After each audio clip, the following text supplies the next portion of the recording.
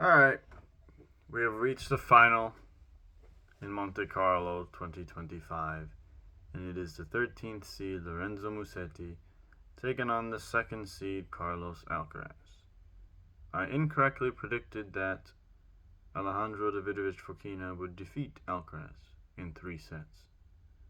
He lost in straight sets, and this was a bad prediction on my part, one that I will have to rethink. It was a competitive match.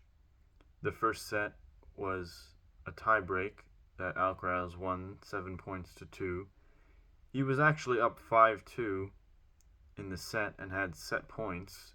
He took 6 or 7 set points after serving for the set at 5-3 to finally convert. Then in the second set, he immediately went up a break 2-love and had a bunch of break points to go up 3-love, but Fokina fought very hard the entire match just to make it close and to try and break Alcaraz's serve, which he could never do in the second set.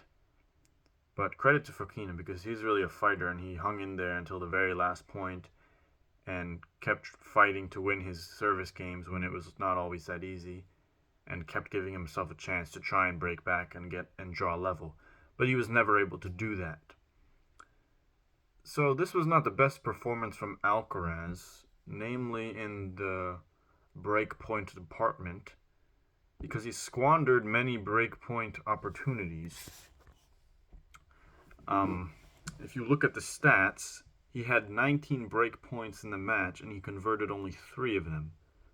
So that is a pretty bad conversion rate, and it was not like Fokina was playing amazingly on all of those breakpoints. He was mostly just being consistent, and Alcaraz just made the mistakes. He kept wasting these opportunities, but Fokina just kept giving him more opportunities by making errors himself. Fokina did way too many unforced errors, which was quite unsatisfying to watch, because many times it seemed like he would get in a good position or just be in a neutral rally and make an unforced error for no reason. So this was a pretty low quality match, to be perfectly honest, despite the fact that it was competitive, but it was not high quality. Davidovich Fokina hit 19 winners and 40 unforced errors, so he did 21 more unforced errors than winners. That is pretty bad. Alcaraz was not that good himself, but although he did get better in the second set. He got better as the match progressed, and he was certainly better than he was against Fils, when he hit more than 20 more unforced errors than he did winners. Here he did 21 winners and 28 unforced errors, which is still not that great, but it's an improvement, and he can certainly raise his level in the final, as he has been known to do when he reaches the finals of tournaments. Alcaraz also served 66% first serves in, which is good. He's not known for serving a high percentage, but he served a decent percentage here. But overall, this was a pretty average, low-quality match. And so was the match between Lorenzo Musetti and Alex de Minaur.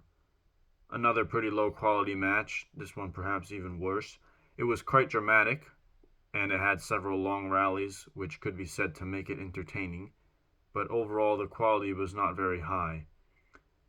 De Minaur, as usual, had a low first serve percentage, 52%, just like in his last match, and I said that Musetti would win this match. He did, but I thought it would be straight sets. Instead, he barely won in a third set tiebreak, but he still won, of course. So de Minaur, again, only 52% first serves in. That is too low. Musetti, he did pretty well, 67%. He lost the first set 6-1, which he actually did in 2 matches in this tournament as well, against Tsitsipas and against Lehechka, and he came back and won all 3 of these matches. So he is just dropping the first set 6-1 for fun in this tournament, it seems. And in the first round, in his first match, I believe he also lost the first set, but it was 6-2 or 6-3, something like that, or maybe 6-4. But yeah, he's just losing the first set for fun and then just getting better as the match goes on. In the winners' unforced errors department, this was another poor performance from both players. This court is also very hard to hit through, so that can contribute to there being a lot of unforced errors and winners across this whole tournament, but that still doesn't make it high quality, despite what some like to suggest. It does not seem that players have been able to play well enough to not make unforced errors when they can clearly be in a position to take control of points and win with smart, aggressive play.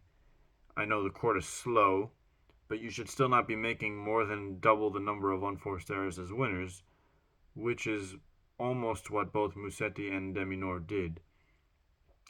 Musetti hit 20 winners and 43 unforced errors, so he hit 23 more unforced errors than winners. De Minaur was actually marginally better. You can barely even see a difference here. He hit 23 winners and 45 unforced errors, so he did 22 more unforced errors than winners. So pretty bad stats from both of these players, but Musetti was just slightly clutcher in the big moments in the tiebreak. He actually served for the match at 5-4 in the final set, but de Minaur played two brilliant points, I must say, to start that game off, and then Musetti succumbed to the pressure. But he was able to recover in time and get this done in a tiebreak, even though he was actually 2 points away from losing when he was serving at 5-6, 30-all. So there was some good mental strength from Musetti in this match, I will say that. But overall, both of these matches not very high quality, in my humble opinion. And now we are moving on to the final, which is, of course, Musetti versus Alcaraz. They have faced each other 4 times, and Alcaraz leads 3-1. The head-to-head is 1-all on clay. However, and people will be apt to point out that Musetti has defeated Alcaraz in the final of a clay court tournament, which was in Hamburg in 2022. And that is certainly true. However, can you guess how many sets Alcaraz has lost against Musetti since losing that final in Hamburg, which was their first match on the pro circuit, on the ATP circuit? Can you guess how many sets Alcaraz has lost since losing that final in Hamburg? The answer is 0. He has won 7 sets in a row. They faced each other in the French Open in 2023, and since that was their first meeting after the final in Hamburg, people might have thought, oh, this match can be very interesting. Instead, Alcaraz wiped the floor with Musetti. He won 6-3, 6-2, 6-2. Then they faced twice more in 2 hardcourt tournaments, and Alcaraz won straight sets in both of them. 6-2, 6-2, 6-3, 6-3, no problems. So it appears that Alcaraz has figured Musetti out. He has won 7 sets in a row against him, ever since Musetti beat him in that final in Hamburg.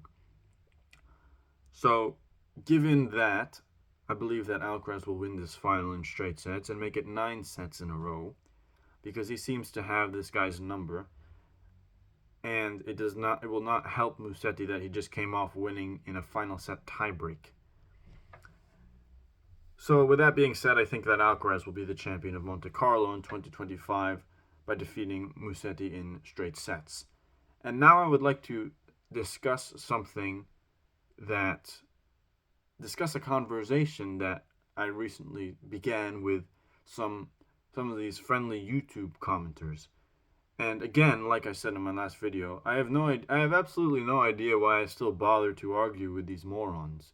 But for some reason I enjoy posting comments, but that enjoyment is slightly dwindling every time I read an idiotic response.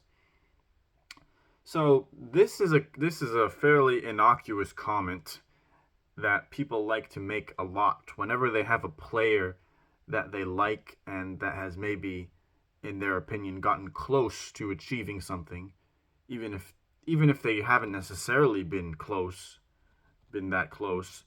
For example, people will often say this of players who have reached semifinals of majors but never reached a single final. People will often say this kind of thing about those players, or about players who have never won a title, which is what I'm going to be getting to. And a lot of people will probably watch this and think that I'm just being a troll and that there was no need for me to comment. And I absolutely agree with you that there was no need for me to comment, which is why I just said that I have absolutely no idea why I even bothered to make such comments. But when I see people make such ignorant statements, it just compels me to respond to them and tell them that they are wrong. But it seems quite pointless to do this because none of them ever listen to reason. So there is really no reason for me to continue doing this, yet I do. For how much longer, I cannot say, though. But let's talk about what I'm referring to in this instance. So Tennis TV posted the highlights for the match between Alcaraz and Davidovich Fokina. And someone made a very innocuous comment, which I was referring to, and said that Fokina deserves to win a title. So when I heard such an ignorant statement that Fokina deserves to win a title, I felt the need to respond by saying he doesn't deserve anything until he actually achieves it. And it appears that people took offense to my simple statement of fact because they replied saying, "No one asked you." Oh, how dare I express my opinion in a public forum without being asked for it? I know I'm terribly sorry. Oh heavens, how could I have offended you? Please, I beg your pardon, sir. I'm sorry that I expressed my opinion in a very matter-of-fact manner. But please allow me to elucidate and explain why I don't believe that Davidovich Fokina deserves to win a title. I don't believe that he deserves to win a title unless he actually wins one. For the simple reason being that nobody deserves to achieve anything that they haven't actually achieved. That simply doesn't make any sense. So to give an example of this, I played the final of the league when I was on my high school tennis team. I played the final match against the team that reached the final. And I lost my match, and my entire team lost the whole, because it was 5 different matches across singles and doubles. We lost 2 out of 3. So should I, according to this commenter's logic and many people's logic, should I now go around and proclaim, oh, I lost the final of my high school tennis championships, but I actually deserve to win? Do I deserve to win when I have not done what is required to win? No, I don't believe that's how common sense works. So I don't really understand why a lot of people like to make these comments and say that people deserve something that they haven't actually achieved. You can say, oh, I hope that this guy will win a title someday, and if he does win a title, he will have deserved to win that title. That is a perfectly reasonable statement to make, and I would love to see Davidovich Fokina lift a title someday as well.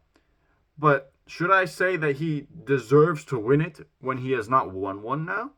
No, because if he deserved to win one, he would have done so. So what makes him deserve something that he has not fulfilled the necessary requirements of achieving?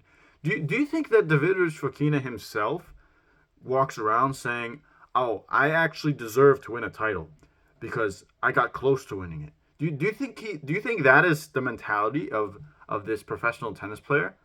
I would most certainly think not. I would think that he would have a mentality more akin to saying, I am going to try very hard to hope that one day I can be deserving enough to win a final of a tournament, and then I will have deserved to win the title that I have won. That is a much better, reasonable, logical way of thinking than saying, I deserve something. I deserve something that I have not achieved. We're not talking about basic human rights here, like, oh, I deserve to be treated respectfully, which even that is arguable, but we're not going to get into that.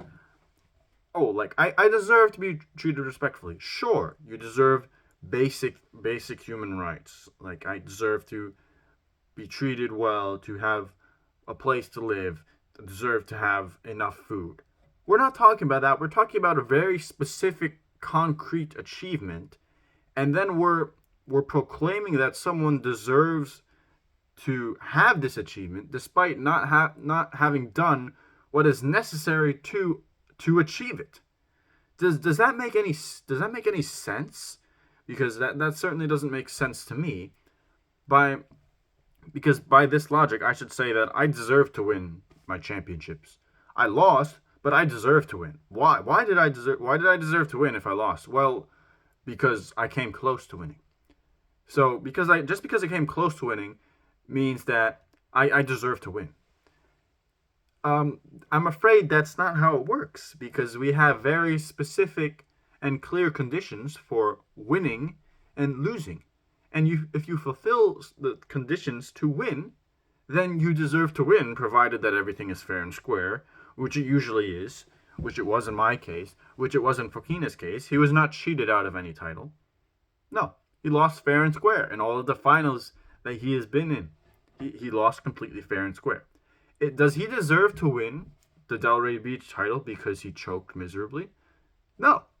Whose fault is it for choking? Is it his opponent's fault? Is it the conditions? Is it the tournament organizers are out to get him and they set him up? No. He has entirely himself to blame, and he knows this himself. He will not say I deserve to win a title. He will say I will work hard to get to the point where I win a title, and then I will have deserved to win that title because of my hard work. So this is just a completely wrong way of thinking, and many commenters seem to have this way of thinking, which I simply don't understand how anyone deserves anything that they haven't yet achieved. That just doesn't make any sense.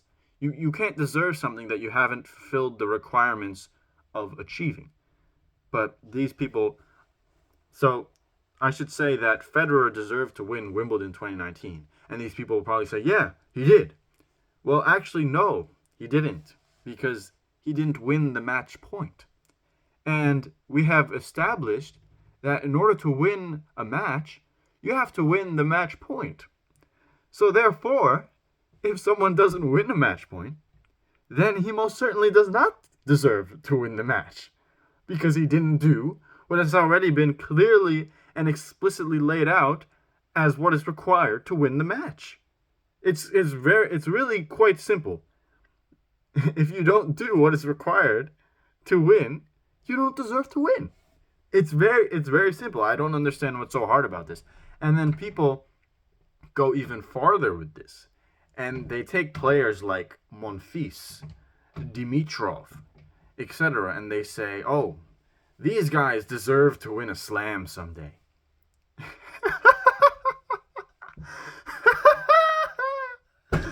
Man, people are idiots. These guys have never even been to a Grand Slam final. But even if they did, what exactly would make them so deserving of winning the most prestigious tournaments in tennis history? Because you like their playing style? Because you admire their efforts? Because you have somehow discerned that they're more talented than the majority of players? And even if that were true, does talent mean that I deserve something? I would most certainly think not. So I really don't understand why people keep saying this, and that's why I feel the need to respond to these people, but I guess I shouldn't even bother because they're not going to understand or want to listen to basic reasoning. So there's really no point in even responding to anyone who says such stupid and nonsensical things. I may as well just allow them to continue on in their ignorance, and that's perfectly fine. It's no sweat off of my back. But I hope that I've been able to explain to you the very basic principle that people don't deserve things that they haven't achieved for themselves. I don't quite see how it makes any sense to say that someone does deserve something that they haven't achieved.